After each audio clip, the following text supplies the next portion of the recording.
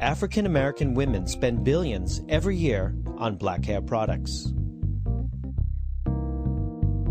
Even though they only make up 10% of the American population, they buy 70% of all wigs and extensions purchased here in the United States. It's very important. They take their last dime to get their hair done. They go hungry before they let their hair go to look bad. My journey into the world of black hair begins in Oakland, California, at the Black Hair Extravaganza. Put your hands together. Somebody say, unleash the dragon. When you look at her, it's like her crown. She's a queen, you know, so she needs like extra pieces and braids and big hair. It's like a crown. I just feel, you know what I'm saying, your hair important. If your hair messed up, you feel me, brothers ain't gonna try to get at you, females gonna knock you, you feel me. Basically, you gotta have your hair tight. What? And for the big sisters, we represent too. What is it? What is it? What is it? Come on, Ronnie, show what you made out of, baby. We express our beauty. In fact, the Bible speaks to us about our hair being a treasure. So it's just something we've always kept in our culture. But with that huge market, who controls it?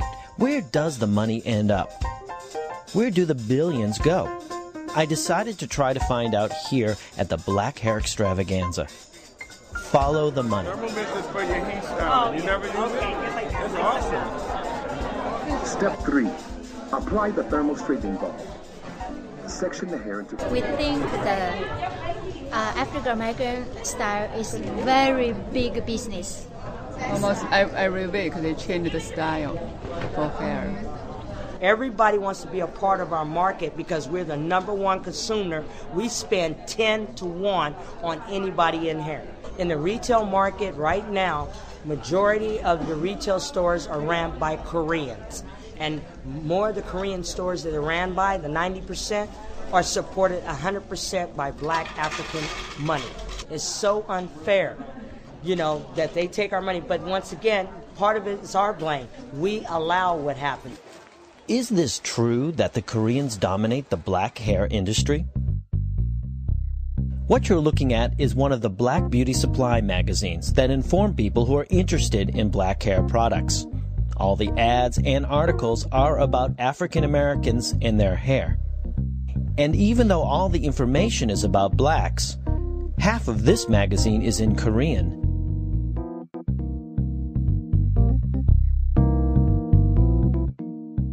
And this magazine, Beauty Times, which is the #1 publication for black beauty store owners, is written entirely in Korean.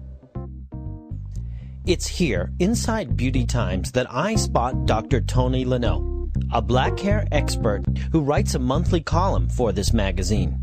A column which not even he can read.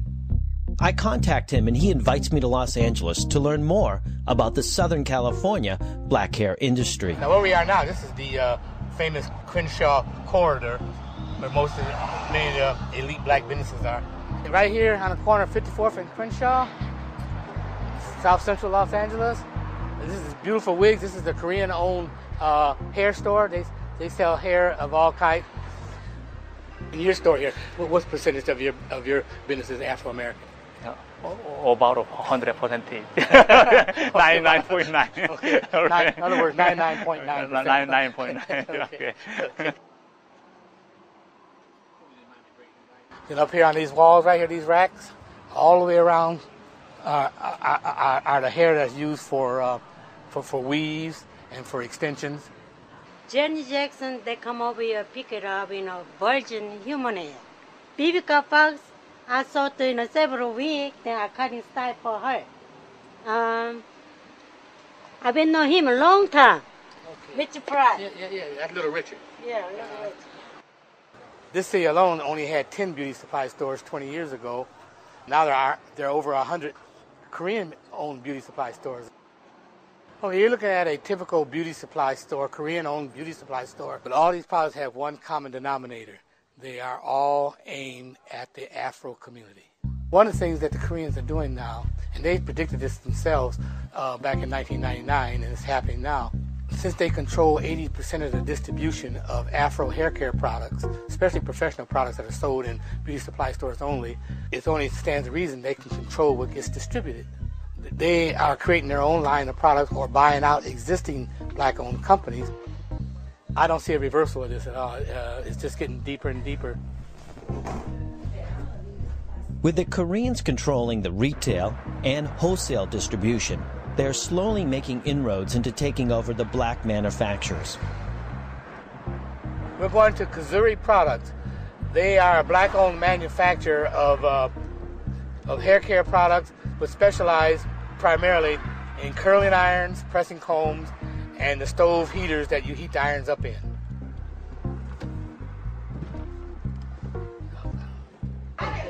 This is Lucky White, who owns Kazuri along with her husband.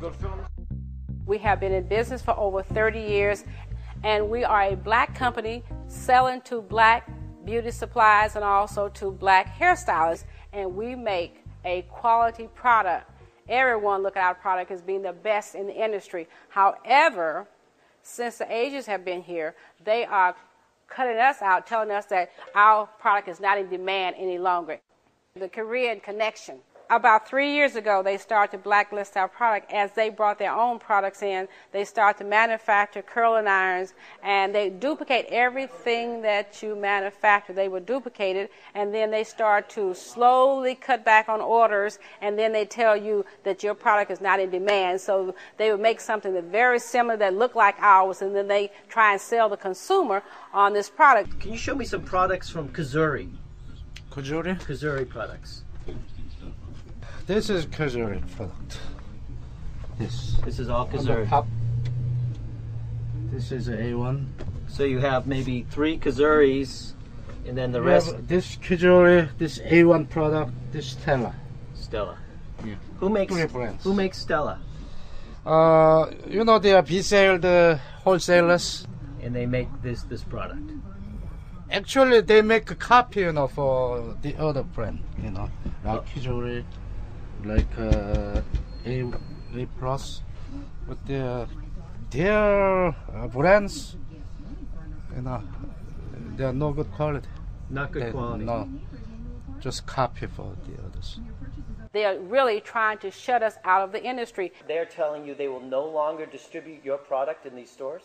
They tell us that our product is not in demand any longer, but that's just an excuse not to purchase our products.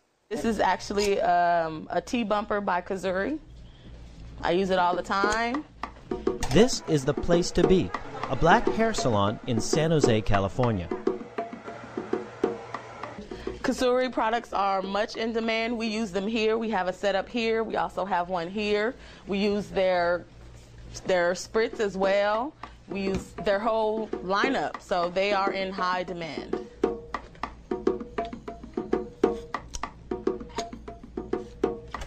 We have to look at saving our community as well as saving this industry. We are a nation within this nation, and we're just giving everything away. And we cannot do that any longer. We have to stand up and fight. We are beautiful black people. If we have to wear our hair short, so be it. Let's wear it short, but let's get this under control where we control the industry and not let someone else come in and then set up and take all our revenue out of the community.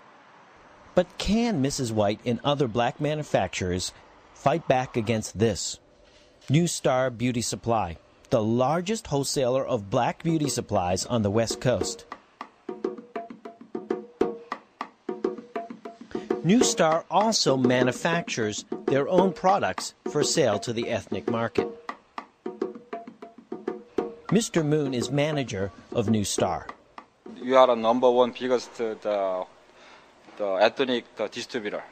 In the West Coast? Yes. You guys are? Mm-hmm. We trying to like one-stop buying now.